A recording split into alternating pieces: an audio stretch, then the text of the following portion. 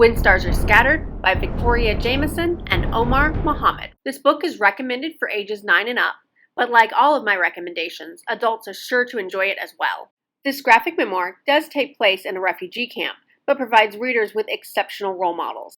It's won numerous awards, such as the National Book Award finalist, Times Best Book of the Year, School Library Journal Best Book of the Year, and more.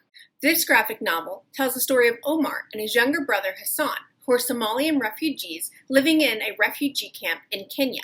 Fair warning, have your tissues ready because this novel will make you cry. Omar and Hassan's father was killed when the war arrived at their farm and they were separated from their mother during the fighting. At only 4 years old, Omar took his younger brother Hassan and ran, escaping the fighting alongside his neighbors. They made a perilous trek to a refugee camp in Kenya.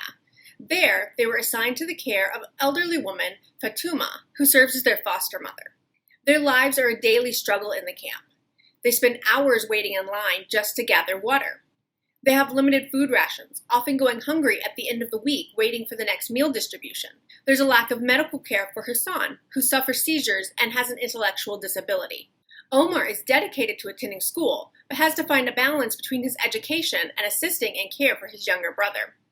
We also get insight into the lives of the young girls in the camp, who suffer different struggles, such as marriage at a young age. On top of these daily challenges, Omar and Hassan yearn to find their lost mother and wonder what their future will hold.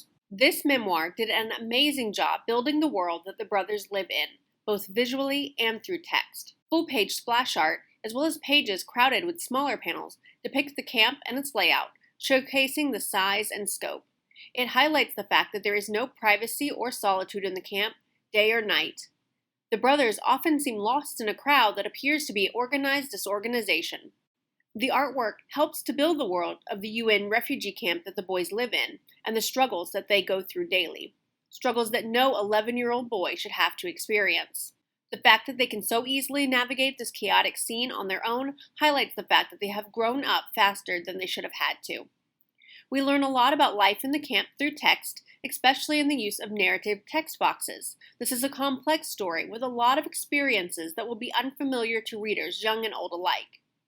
Text and images work together throughout, providing information and eliciting an emotional response from readers. In one touching scene, Omar, now 13 years old, has new clothes that once belonged to another boy who has died.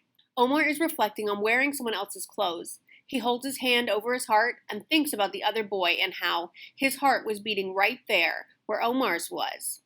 He reflects that he sometimes thinks of the other boy.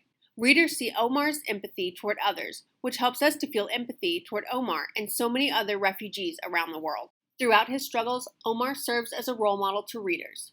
We see him struggle with day-to-day life, with going to school while supporting his younger brother and elderly caregiver. He can't give up hope that his mother is out there somewhere and that one day he will have a better life.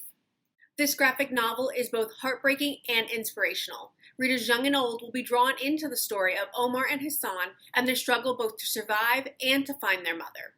I said earlier to have your tissues ready, and you will need them, but don't worry, in the end, there is happiness.